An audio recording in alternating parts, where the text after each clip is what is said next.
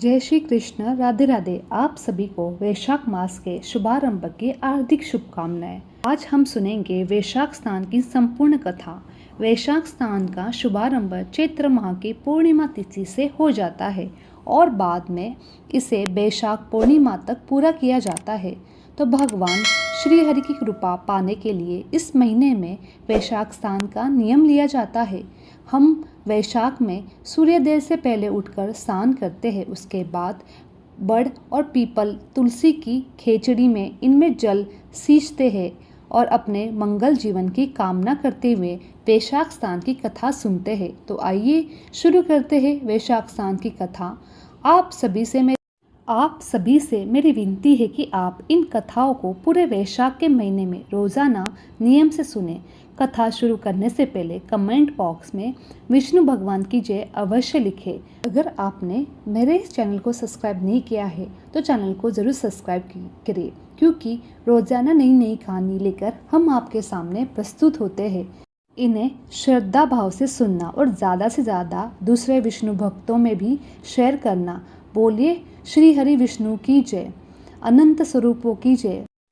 एक बूढ़ा ब्राह्मण था। वह रोज पीपल को जल सींचता था। पीपल में से रोज एक लड़की निकलती थी और कहती, पिताजी मैं आपके साथ जाऊंगी। यहाँ सुनते सुनते बूढ़ा ब्राह्मण दिन पर दिन कमज़ोर होने लगा। तो बुढ़िया ने पूछा कि क्या बात है। बूढ़ा बोला, पीपल से एक लड़की निकलती है और कहती है कि वह भी मेरे साथ चलेगी। बुढ़िया बोली कि कल ले आना उस लड़की को। जहाँ 6 लड़कियां पहले से ही हमारे घर में हैं, वहाँ 7वीं लड़की और सही। अगले दिन बूढ़ा उस लड़की को घर ले आया। घर लाने के बाद बूढ़ा ब्राह्मण आटा मांगने गया तो उसे पहले दिनों की अपेक्षा में ज़्यादा आटा मिला।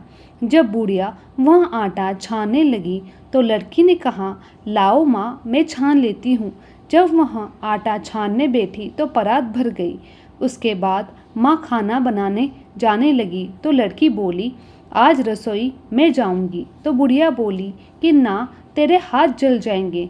लेकिन लड़की नहीं मानी। वह रसोई में खाना बनाने गई तो उसने तरह तरह के 36 व्यंजन बना डाले। आज सभी ने भरपेट खाना खाया। इससे पहले वह आधा पेट भूखा ही रहते थे।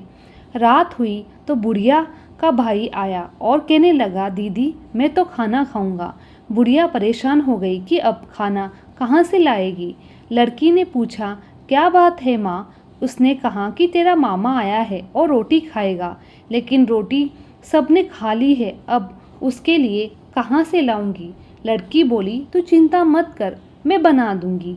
और वहाँ रसोई में गई और मामा के लिए 36 व्यंजन बना लिए।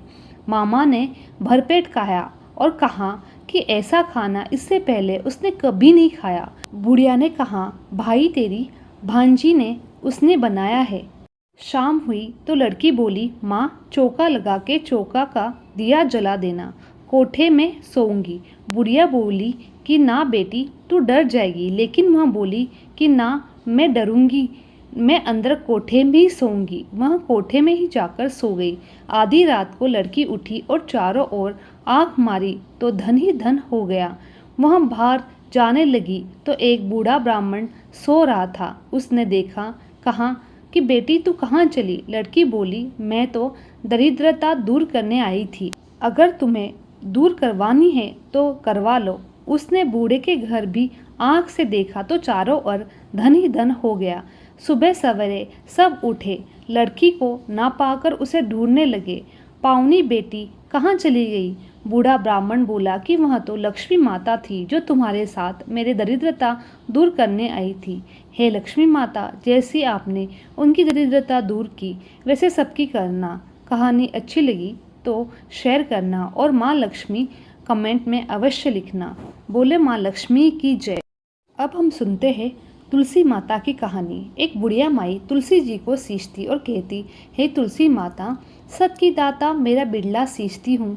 बहू दे, पीताम्बर की धोती दे, मीठा घास दे, बैकुंठ में वास दे, चटक की चाल दे, पटक की मौत है, चंदन का काट दे, रानी सा साज दे, दाल भात का भोजन दे, ग्यारस की मौत दे, कृष्ण जी का कांदा दे।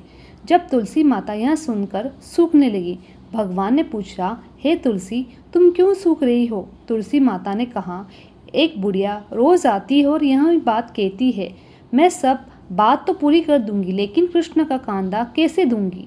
तो भगवान बोले, जब वो मरेगी तो मैं अपना आप उसे कांदा दूंगा, तो बुढ़िया माई से कह देना।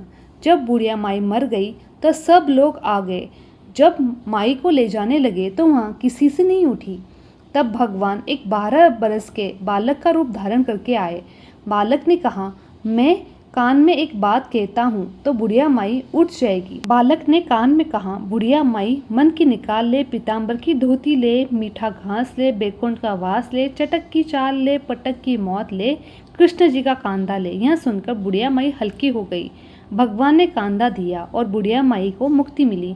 हे तुलसी माता, जैसे बुढ़िया माई को मुक्ति दी वैसे सबको देना। कहानी सुनते वाले को, कहने वाले को और सब परिवार वालों को देना। बोलो तुलसी माता की जय। मेरी ये वीडियो आप लोगों को अच्छी लगी तो मेरे चैनल को लाइक, शेयर और सब्सक्राइब करना ना भूलें। आप सभी का धन्यवाद।